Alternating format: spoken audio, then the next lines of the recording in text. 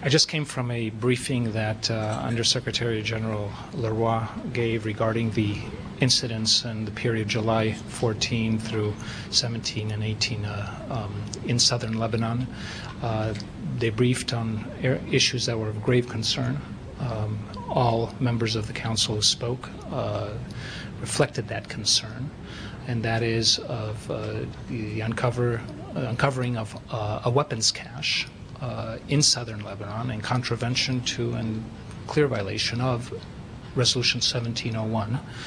And all the indications that these are arms actively maintained by Hezbollah, and ancillary secondary incidents in which UNIFIL and the Lebanese Armed Forces efforts to investigate the situation and work in the region were impeded by Hezbollah supporters and members of Hezbollah. So these were the main issues addressed this morning.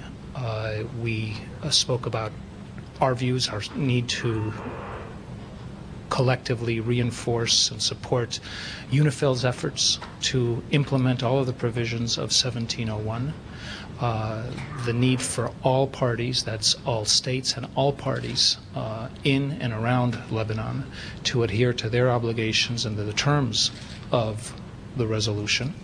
And in particular, that means no arms. And that means no violation of the arms embargo, and that means no arms that are not part of the Lebanese Armed Forces or authorized by UNIFIL should be in that area. And that violation shows how perilous the situation remains and how important that UNIFIL be supported in its efforts to ensure that there are no arms entering southern Lebanon, and beyond that, the obligation that every state has and every group has to ensure that there's a full and total arms embargo except for those arms legitimately destined for the Lebanese Armed Forces. Mr. Ambassador, what do you say about the Lebanese letter which says that this cache of weapons was an Israeli SLA cache, and this is reminiscent of the period before year 2000? Well, I read the letter and I heard the briefing by the Undersecretary General, and I can tell you that it's clear that there were weapons there that date from some time back according to the UN. But what's also clear is that this is an actively maintained cache. Now, I'm not sure that the letter suggests, and I don't think the fact that Hezbollah is trying to remove evidence or Hezbollah supporters are trying to impede a UNIFIL investigation suggests that this is an Israeli cache. There was one just to follow up on that. Another thing, the Israelis claim that Shib'a farms and Farshuba area hills are Israeli territory, and you said that civilians crossed Israeli territory and moved to that. What do you say about annexation of such territory into Israeli land? Well, we were briefed also on the breach of the Blue Line and by Lebanese civilians. That also is a violation of the Blue Line, which we deplore. We deplore all violations of the Blue Line.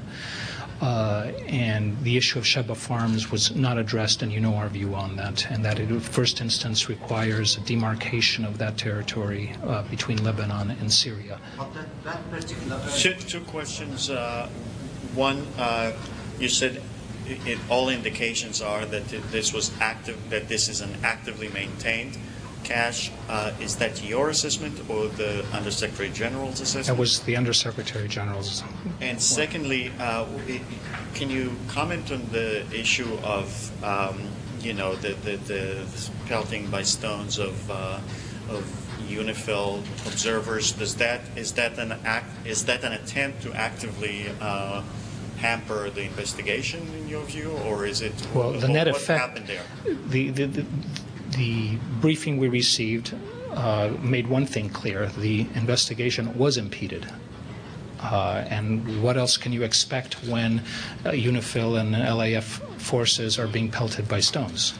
And the troubling element is that this seemed to be quite organized. This was not spontaneous. This was not simply, as some might suggest, homeowners worried about intrusions on their land or homes, that this was designed to impede the investigation, and indications also of providing cover for efforts to remove evidence. So also an element of concern. But let me return to the key point here is the importance of strict adherence to the terms of 1701 across the board.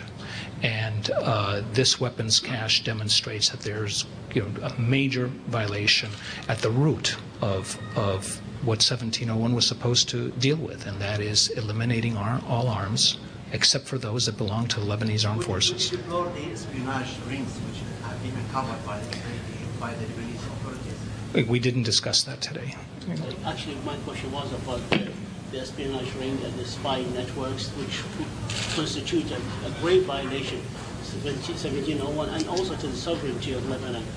How to go forward on that? Are we going to ignore them, or is there any plans to deal with this violation if it's true? Well, again, I think there's primarily an investigation underway by the Lebanese government as to what happened, and I'm not going to comment any more other than say we'll leave it at that for the moment.